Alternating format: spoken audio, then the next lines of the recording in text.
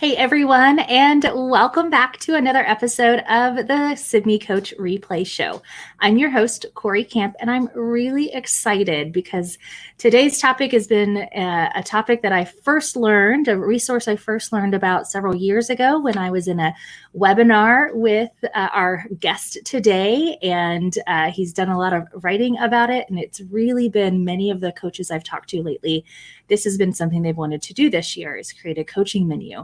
And so we have with us today Kenny McKee, who is going to tell you a little bit about himself here in a moment. But we're going to be talking about digital coaching menus as a way to enroll teachers in our coaching, which I think is perfect for this time of year as we are getting into the start of the year. Everyone's kind of adjusting to a new pace of things yet again this year. And, we're kind of defining our roles and reaching out to people and hoping that they want to work with us. And so Kenny, welcome to the Coach Replay Show. So excited to have you. Hey, thank you for having me. I'm so excited to be here. Yeah. So tell us a little bit about yourself, Kenny. You've recently co-authored a book, I know, and you've got a lot of things going on. Right. So tell us a little bit about yourself. So I am the co-author along with Kathy Perrette of Compassionate Coaching. Look, I got a copy. Oh, wow. There it is. And so essentially Compassionate Coaching is about how can we support teachers with our coaching while they're going through different situational barriers in their work and in their lives. And so it's been a labor of love for both of us, and we worked on it for quite a while. We are amazed at how thin a book looks after you put so much work into it. I love that. Actually, I was like, I might actually be able to get this one read this fall. Right. So well, I think about 40% of what we wrote isn't in there, and I am happy with the ASCD editors because I've heard that it's a very quick and pleasurable read. There you go. See, that's perfect. That's perfect. I love it. No, I've already cracked it open, and it's a great one. And I think we'll have you and Kathy on at some point together to maybe talk a little bit about that on the Coach Replay Show. But yeah, so you are a coach. You've been a coach for a while. I know you're in a new role here this year. Yeah, I was a high school instructional and literacy coach for over 11 years. So I earned it. You did earn it, especially high school, right? So high schools don't always have coaches. Right. And a lot of the coaches that I've coached and worked with are like, how do I get my high school teachers to like open up to me? How do I get them to let me in and reach out? So, and that's exactly what we're talking about today. How do we enroll our teachers? So. Right. Yeah. The digital coaching menu has been a lifesaver for me in that role because, first of all, not only just one high school, I was working in 3 different high schools. So I was spread out. And I also, by the nature of my role, I actually worked with some people. Some people think when I say that I coach literacy that I coach ELA exclusively, but I actually didn't. I coached every content area in the school. Mm-hmm. And I coached in 3 different high schools. So yes, I was always learning on my feet. Yeah.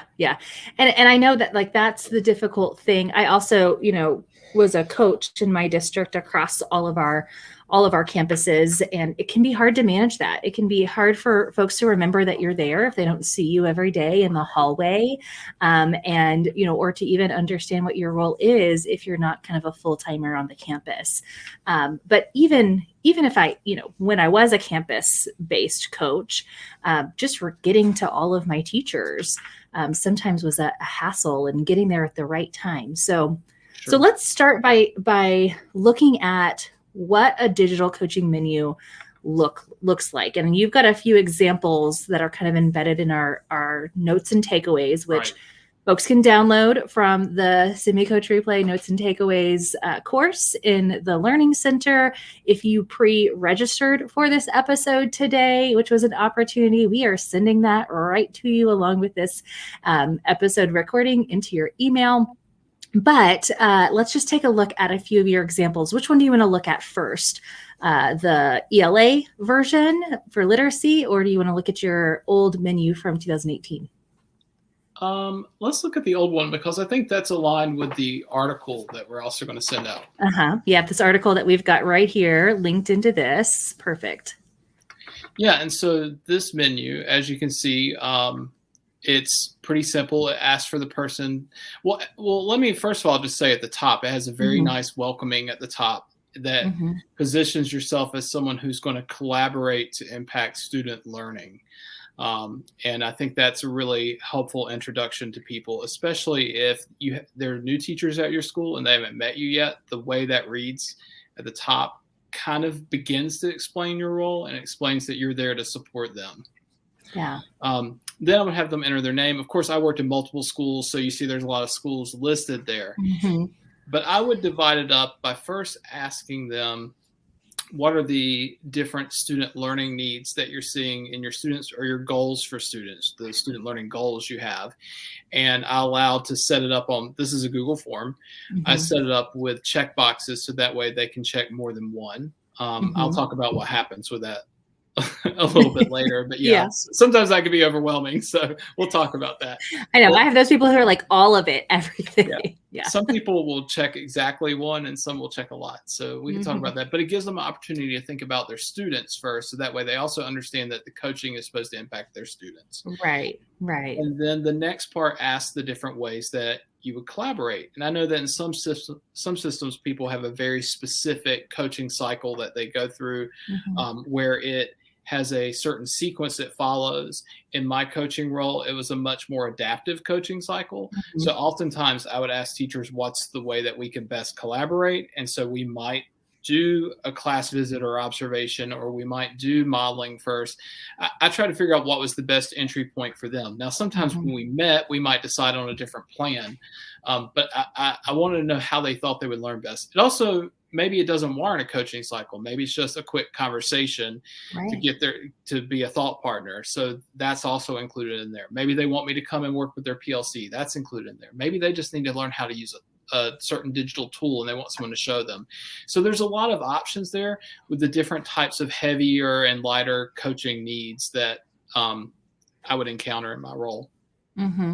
Yeah, I love this. And I too am more of that kind of situational differentiated approach to coaching. I have a good process I really like to follow, but yeah, sometimes those are shorter, less intensive, you know, and that sometimes it's just a foot in the door. Someone might not be willing to really work with you through a whole cycle and observation and feedback and all of that, but they might be willing just to kind of have a conversation. They want someone to bounce ideas off of, and then it could lead to more. Like you say, you might add or change that approach as you get going. So I like the last checkbox. You're not sure yet, but the coach can come by and have an informal discussion of options. Yes, that's perfect. I love that. All right. And then we've got, room number, planning, location, which is important. Because sometimes our high school teachers did not have their room open during planning. Someone else would be teaching in that room. And also one of the schools I worked with was on a college campus. So sometimes a professor would be using the room. So it was just, where are you? It's really important. Exactly. Hello. It's something I overlooked the first time I did a menu. And then I realized, a lot of this menu was developed through trial and error. Yeah. I was going to say, this looks different than the menu that I think it was, maybe just before 2018 when we maybe last collaborated. And I don't remember seeing this as an example when we were talking a little bit about it. So that's a good thing to think about for sure. Some teachers like to get outside during a break and kind of soak in the sun. So during the pandemic, I gave multiple options there. I don't have a pandemic menu with me. Well, we're still in the pandemic, but last year, early in the pandemic, I would give people the option of, coming to meet me coming to their room, us meeting on Zoom, us meeting, and during nice weather, us meeting outside unmasked. So there were options of what they could choose. And it was interesting because people chose all four of those options. Like, I want you to just come to my room. No, I want to meet outside because I want to wear a mask at that moment. Or no, I'd rather meet on Zoom to maintain safety. Yeah. And that choice, I think, especially, in these times is really important for us to, offer. And just so they know, like, it doesn't have to be a face-to-face conversation. There's lots of different ways that we can not only ways that we can interact together, but methods for that interaction. So. And most often they, for initial meeting, they usually did choose Zoom, but I got all 4 different offerings at different times. Yeah. And then, I asked what time they have planning. And then this last piece is really important, and we can discuss it a little bit more as we're having our conversation. But I wanted to know how soon they wanted to get together. That was something I didn't put in my first menus. And so what ended up happening was, I would order them in the order I got them, but that wasn't necessarily the order of need. And so what would happen is sometimes I would show up to someone's room because they submitted the menu first. And they're like, oh, no, I'm doing that in like 5 weeks. Yeah. Okay. And then I would go to somebody else like a week or 2 later, and they said, oh, I really need you at the beginning of the school year. So asking when they need you is really important. Yeah, that's good too, because that means like I don't have to wait until, I need you and I might forget and it's a little last minute. That's me. That I would be that last minute person going, oh, I need them. But I can think ahead and say, I'm probably around when I do this particular unit. That's when I'm already thinking ahead to that unit. But when I get there, that's when I'm going to need the support. So and that's great. And for me, I sent this out about 4 times a year. Okay. I think depending, if I were in one school, I may send it out more frequently, like maybe once a month, but that seemed to work well for me in being able to manage my coaching load. And then usually I got the most responses right at the beginning of the year. But putting out in front of people, sometimes they got the menu, but they didn't complete it. But because they got the menu, they called me or emailed me or grabbed me in the hallway. So still, even if like I set up a coaching situation that didn't use the menu was a good prompt to remind people what I did. Right. Yeah. Yes. And I was always the worst about submitting text support tickets. I would be like, hey, now that I see you, I remembered I was going to submit a ticket and I didn't. And here's what I need. So me too. I'd rather just have a conversation. It's so much easier. That's not how we do things. I know. Yeah. I always heard that from the texting. I'll submit a ticket for you, Cory. Sorry. But so I'm glad that you mentioned how often you send it out, because that was something I kind of wondered about these is like, do you change them up at different times of the year and change some of the options maybe, or maybe as you kind of build your skills, do you add a new option and highlight that and kind of share it out again? Hey, there's some new things on the menu. I have found that I always am changing the options and that's usually related to new initiatives we have in our district or new curriculum or something people have been asking me for that I'm trying to integrate because it seems to be a need that maybe I didn't originally view in my role, but I'm the only person who seems to be able to support it. So I'll add it on there. But also I will say that coaching menus over time need to be decluttered. Even this one we're showing now, I'm like, I think it could use some decluttering. Right. A bit much in some of the areas, but teachers like autonomy and choice in their professional learning. And I think that, we need to offer choices. It's a hard place to determine when you've got too many or too few. Yeah. There's kind of a fine line there. Right. But again, I think it does kind of spark that conversation, plants that idea. I mean, I would probably put it on my email signature, or always have it. If you do a newsletter, you could always have it in the newsletter as well, but then also point them to that a few times a year or semester as well. I had a professional website that I included a link on it too, especially during the pandemic. That was a lot of people would click, or I would send out the whole website or links to things on it. I would get a lot of responses when we were remote that way. Yeah. And I think we're going to talk about why here in a minute. I do want to just kind of scroll through this one just a little bit. This one is one that you created around, the principles here for Achieve the Core for their professional learning principles that they came out with in spring 2020.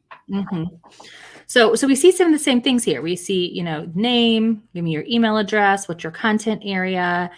You kind of then go right into what are you focusing on with your students? Right. And then that methods of collaboration in here as well. So very kind of similar along this. How soon would you work together? So but you can also, I really like the introduction to this that has those principles in there that kind of remind them that, hey, here's what I'm here to support this. Right. And these are the principles that we're supporting. If you are a specific like content coach, Mhm. literacy, of course, when you scroll down, you see the areas those are the areas that there were originally literacy standards for when the Common Core standards were developed.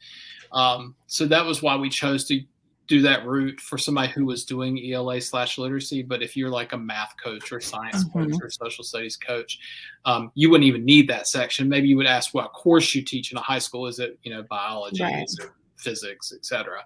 But these are aligned to those professional learning principles. So if that's something you want to learn more about, I encourage people to go to achievethecore.org, check it out. Or if that's something that your district already works with or you personally work with, this would align really well with those professional learning principles. Yeah. And for those who have the notes and takeaways, you can have a quick access to Kenny's article and some examples of that and Achieve the Core as well, just right here.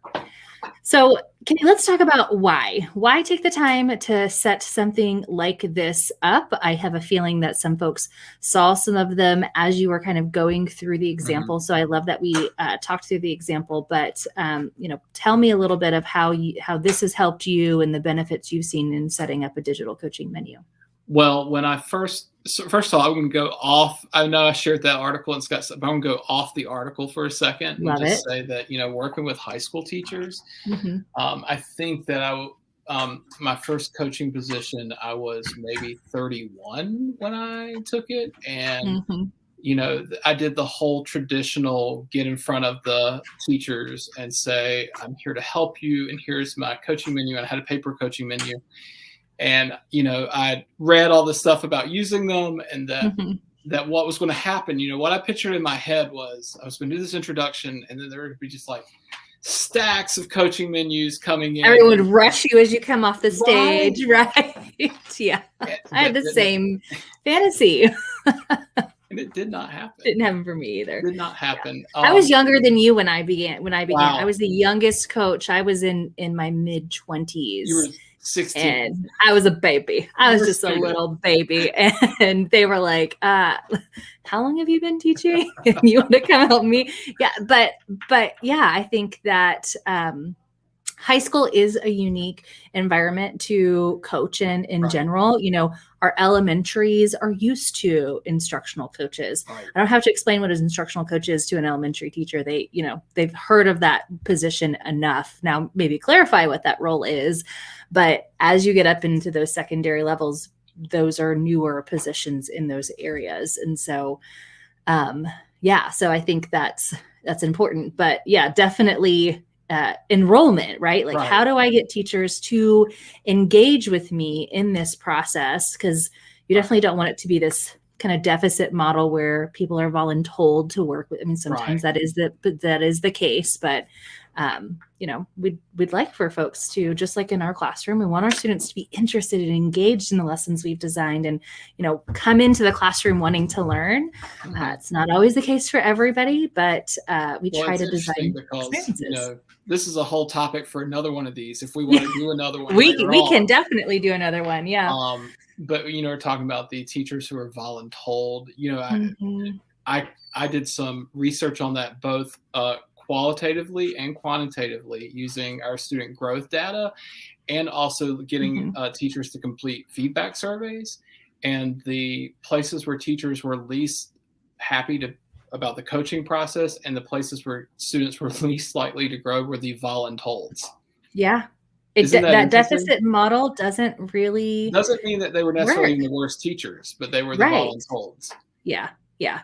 There wasn't that ownership in it. Right. And I think that's, again, what I see in your coaching menu is there's options and there's there's always that other field in there, but you're giving them some, here's some examples of what it can look like and choose the option that you feel best fits for you. So, and even if somebody's voluntold, I still try to give them options to have some, autonomy, the coaching process, some choice in what we're going to be doing together. Yeah. So I think that's really important. Yeah. Especially so it sounds like it. it maybe gets you more coaching requests, right? You get more kind of buy-in, a little bit more kind of feedback. I too have played around with coaching menus in the past and have done kind of the paper version or, like a choice board. But we were talking just before we came on air that sometimes those are great, but sometimes the difficulty is, now that I see the choices, there's no immediate way for me to request a particular choice. I've got to then email you or wait till I see you. And I love that the form option just allows them to select and submit, and it's done. And if you use Google Forms, I would recommend using the option where you embed the form in the email. And so that way, when they open the email is the form. Right. So they don't even have to do, the less clicks we give folks, the more likely they're going to follow through with whatever call to action we have. So that's right. A little marketing, tip there, but it works for us because that's what we're doing in the beginning. At this time of year, we are marketing. Here is, here is me, and here's my experience, and here's what I would like to help you with, and what I'm passionate about. And we got to get folks to be persuaded by that and kind of buy in. So yeah. I also think getting the form on your computer when you are in private is a totally different thing, because like if you're in a school that's not used to coaching, or maybe like you're in a department where people don't necessarily want to embrace like this idea, you could suffer from like negative peer pressure to get involved as well. Whereas when it's like sent to you individually, that's really your own decision. Yeah, it is a much more, kind of private request. And yeah, no one is going to jump up at our staff meetings, unfortunately, and be like, me first, right? They're not going to rush us as we come off the stage, as we kind of introduce our role. So it is a more private way. And then I also, think about, this is why I love offering virtual options, not just for meeting, but even for observations, using video as a way for us to connect, because sometimes just me walking into that classroom, everyone's like, oh, there goes Tammy. She must need some real help in her classroom. Cory's walking in there, right? There's a kind of that stigma until we start to kind of change that a little bit. And so, yeah, I was fortunate that I could, maybe because coaching was so new when I started it, that did exist. They thought I was a central office person checking in, but pretty soon, like, it's just like everybody worked with me, and it didn't, not everybody, but like there was no stigma attached anymore. And that was something I was always really proud of, because and I think part of that is really partnering with teacher leaders and working with them and coaching them, and being okay with not being the best teacher in the room, like coaching people who are probably better teachers than you. That's a skill. That's a coaching skill, right? So that really changed the game a lot too. So those people will advertise for you, and they will also help you get more coaching requests. Right. Yeah. They'll be the ones going, hey, there's that form, y'all. Just kind of, you can reach out. So I love that. So give me some other reasons why coaching menus work so well. Well, earlier we talked about getting to the teachers when they need you. That was really important, because, as I said, my first forms were I would go to people at the wrong time. The other thing that's nice about the form is they complete the form. Like, think about this. They complete the form and they say as soon as possible. And then me as a coach, I use Google Calendar. I go on the calendar and I look at their planning time, and whether they're, they want to meet after school. There's a couple choices there. And I can reply in an email back. I have this time and day, this time and day, and this time and day. Which of those work best for you? Yeah. And then once they have replied to me, I block that and I'm on to the next person, right?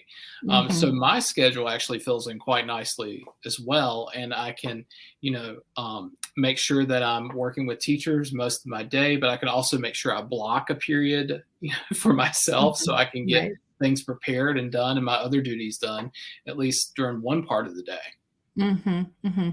Yeah. And I think that's important. And again, like we have some teachers who are like thinking ahead. I had some teachers last year who were like, okay, I'm going to reach out to you again next year when I get to that one unit that it's like not the very first one or two or three even, but they're like, I think, whatever it was we had done, they're like, I really think that that would be a perfect technique or tool for that one. So I might reach out to you then. And so like, they're already thinking ahead. Right. They can put that request in, and we can maybe even put a date on the calendar for, in October or November, and it's already set, and then you're good to go. And I think that's, and then I see it and I'm thinking about it. I'm like, oh yeah, that's coming up. What do I need to do? And sometimes what I'll do is if somebody has wanted to schedule something that far in advance, I'll send them an email like a week or two before. Here's a reminder. We're supposed to meet that day. Does that still work? And what do you want me to do before we meet? So that way, if they want some research done, or if they want me thinking about a certain strategy they're trying to execute in their class, I have some time to put in some work on that. Yeah. I think it just really it honors autonomy. It honors expertise. It honors their time and our time, right? So we can focus on the most important things. We're not spending as much time, going back to getting more coaching requests, kind of knocking on doors and kind of doing the door-to-door salesman kind of thing, saying, but they come in, we're able to schedule those, and we can get to teachers when they need us, as opposed to, spending time on a campus if we're multi-campus, when I needed to be on this campus in this room at that time. Right. Yeah. Let's talk about how it saves time. You just brought that up. Yeah, definitely. So I don't know if you've had this experience, Cory, but when I was a novice coach, I won't say young, I try not to use young and old. When I was a novice or a veteran, right? When I was a novice coach, I remember those first couple of meetings, I would go into the room and it just kind of being totally awkward.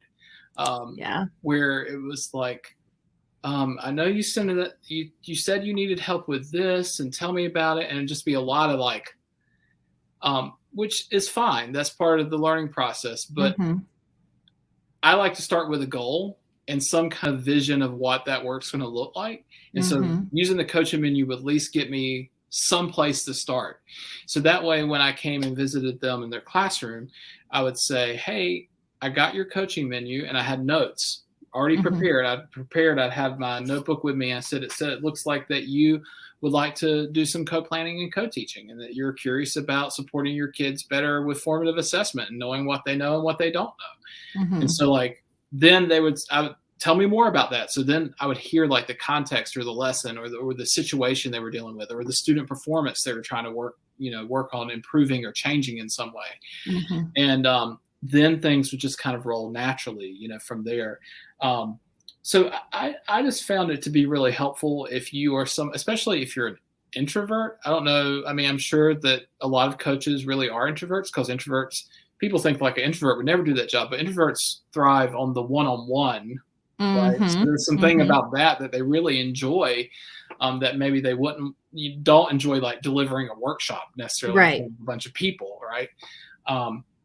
But, the idea of trying to make those social interactions and the work together move a little quicker in the beginning. Now, you can change things as you go, and you can get lost in some different ideas that you want to try. But I think just having a starting point is really important.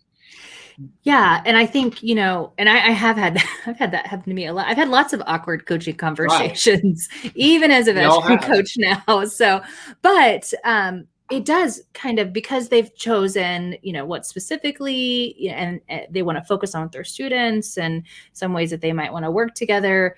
I can imagine a teacher who says, and when I have teachers who say, hey, I really want some help planning this particular lesson, I'll schedule that time, and then I'll say, hey, do you mind shooting me a few of the resources that you plan on using so I can look them over before we meet?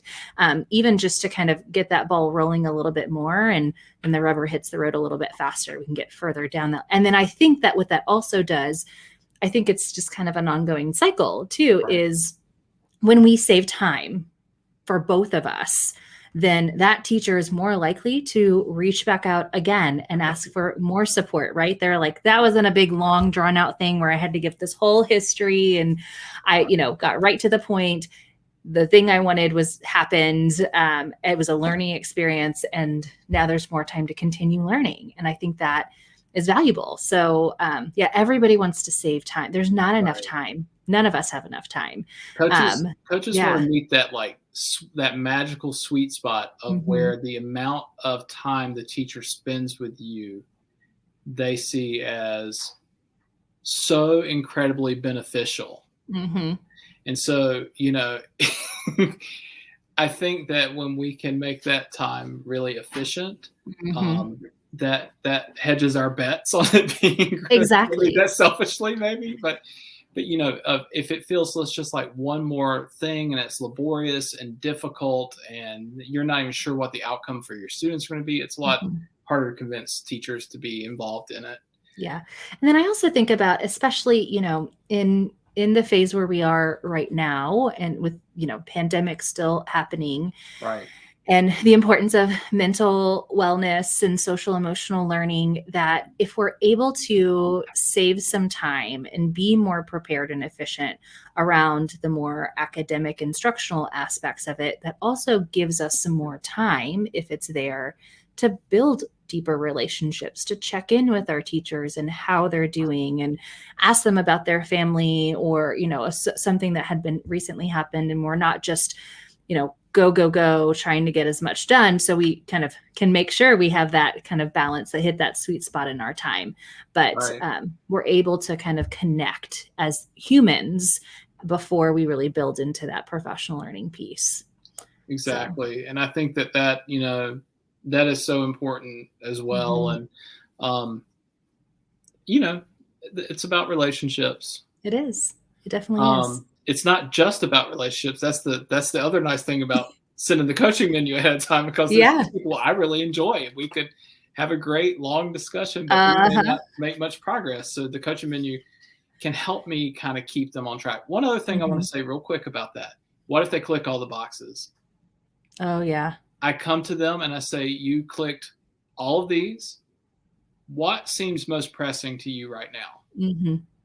And then I immediately start narrowing. Narrowing it down. Yeah. What do we want to accomplish in this 30 minutes that we have? What can we do Right. today from that list? Yeah, that's a really smart kind of follow up for that, because we have the laundry list folks, and Right. we have the other folks who are like, I don't know, you tell me. And you're going to have people who click every box, and you're going to walk in and you're like, well, there's no way we can do all this right now. Yeah. And you can just say that to them. Some days I am that box clicker. I'm like, What's most yes, important? yes. What's most pressing? Yeah. Let's have those discussions, and then maybe we'll pick one or two of these goals. Yeah. Yeah. All the things, those people. Yeah. I love that. Well, let's talk about the kind of fourth big thing, which I think is so important. I've been doing these cohorts for instructional leaders and coaches and mentors as well. And a big part where a lot of them get hung up is, do I really understand my role, and have I communicated that really well to others? So tell us a little bit of how the digital coaching menu helps teach our jobs, define our roles for those that we're working with. Yeah, I think that the way it's set up to, one, talk about the ways in which you're willing to support and collaborate with teachers, helps paint a picture of, oh, this is what you do. Yeah. And it's interesting, when I first started this role, again, teachers were not quite used to it, and they had had a coach before, but she had over 6 or 7 schools. And so I was hired to kind of actually make it more like a coaching model. We started adding people gradually. So, you could build those relationships. And even if we weren't school-based, we had certain schools that we supported. And, a lot of people, when I would be working with them on something like a co-teaching cycle, for example, they would say, oh, I know you've got so many other things to do. And I would say, actually, what I'm doing right now is the thing I'm supposed to be doing. This is my role. And the other things are things that need to be minimized. Yeah. And so I think that using that coaching menu for them to see what are the types of collaborations you do, that gives them a sense of this is really what your job is. And if you're not really clear about that, we know that you'll be asked to do all types of other things. Exactly. And Yeah. you won't be coaching people. Yeah. Yeah. You've got to kind of write your own story, right? Because it really is, I mean, and the reason we get, a lot of my coaches get stuck on it is they're like, I haven't really had a deep conversation with my principal about how my role as a coach aligns with the type of instructional support they do. Or, that I've clearly defined how I will communicate with campus admin, who are responsible for evaluation of the teacher, and I'm non-evaluative. Right. And how does that work if we kind of hang out in the same office together from time to time? And so, but I also always say I'm Switzerland. Yeah, exactly. Like teacher-patient confidentiality, right? So, I support teachers. I support the administrators. Yeah. But I'm not on anyone's side. And I hate when people think that they're sides. Mm-hmm. I just really am like, we're one big team. Yeah, we're all here together. But I think that with the different options, what are the ways do you want to collaborate? That like you said, it paints that picture. It gives some concrete examples for how it might look. And again, I think a lot of folks think of coaching as, this person's going to come in my classroom and they're going to watch me and they're going to leave a feedback form and I'm going to have a conversation. Or, they come in and they, lead the data meeting during our PLC. And, that's what that person does. But in the menu, you're able to give a lot more depth and breadth around the different types of coaching activities you can engage in. And you can put in there, the things that you really want to do. Right. So again, you're not just teaching your job, you're even kind of defining it right there. If I don't want to be making copies, I'm not going to put that as a list on the list, right? I'm going to put the other things that I would rather be doing. So, and that's great. In the book, we, in Kathy and I's book, Compassionate Coaching, in the first chapter, we talk about the coaching pathways. And, and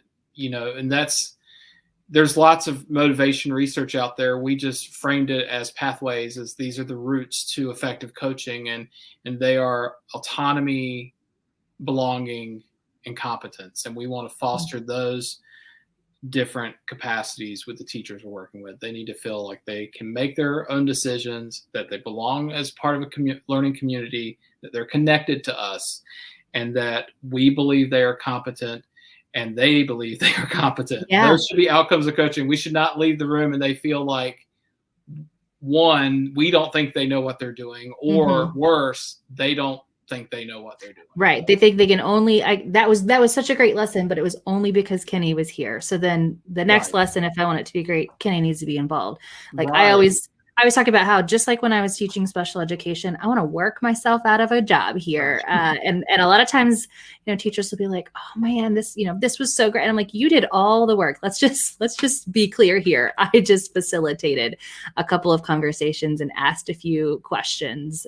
You did all the heavy lifting. Right. And, I think that builds collective efficacy, which is the number one thing that we can do in schools to really close the gap and do a lot in just a year's worth of effort. So, and another little trick, is I will always ask the students at the beginning, if I'm doing co-teaching or modeling or something like that, I tell them at the beginning that that they'll be able to give me feedback on the lesson. And I'll ask two questions: what helped your learning and what got in the way of learning? And I think that's helpful for teachers to hear, so they understand what's replicable and what they want to avoid. But it's funny because the kids usually buy in, and the teacher will say, wow, you had such great rapport. I'm like, no, I barely know these kids. It wasn't rapport. It was the fact that I immediately started out saying, I want you to have a voice when you're learning. Yeah. And it's a good model for that student voice in the classroom. And, that is a simple thing that teachers can say also in their own lessons. So I love that. Well, again, I remember in that webinar we were in together that I was just like, oh my gosh, it's been a long time, but that menu was just, I was still in Texas back then. That menu was, I was like, why don't I have one of those? I was working as a regional coach at the time. Right. And, even though I was hired to come in and, work with some teachers on, some principal selected things, I was always spending a lot of time going, what would you like to work with? And having a lot of the conversations you had on the form, I was waiting until my first meeting to have those. And, So I started to send out some of those things in a form ahead of time. Hey, we're going to be meeting next week. I'd love to get to know a little bit more about you and how you want to work together. And so they'd be able to fill out the form, and I could come much more efficiently into that meeting. And so I love that you have these great examples. And I want to remind folks that, again, you can access these examples here in the notes and takeaways, which you can access on the Learning Center, or if you pre-registered for our episode today, it's going to be sent to you directly via email. You can also check out Kenny's new book. It's a good one, and it's thin, but that does not diminish how great it is. It is. It's mighty. It is a very good book. And so, yeah, check it out. You can also learn how to follow Kenny here as well. You'll see on the screen, he's got his Twitter handle. Definitely follow him. He's got a lot of great tips and resources that he shares on his Twitter feed. So, well, Kenny, I know we'll have you back. I think you and I could talk for a while. Well, I think that we're going to come back. Maybe we're going to bring Kathy for one of these. Yeah, we're going to bring Kathy in. Yeah, we'll dive into that book a little bit. And then, yeah, it's been a pleasure having you on the Coach Replay Show. Thanks again for joining us today. Yeah, it's been fun. Thank you so much. And have a great year, everybody. Yeah, thanks, y'all.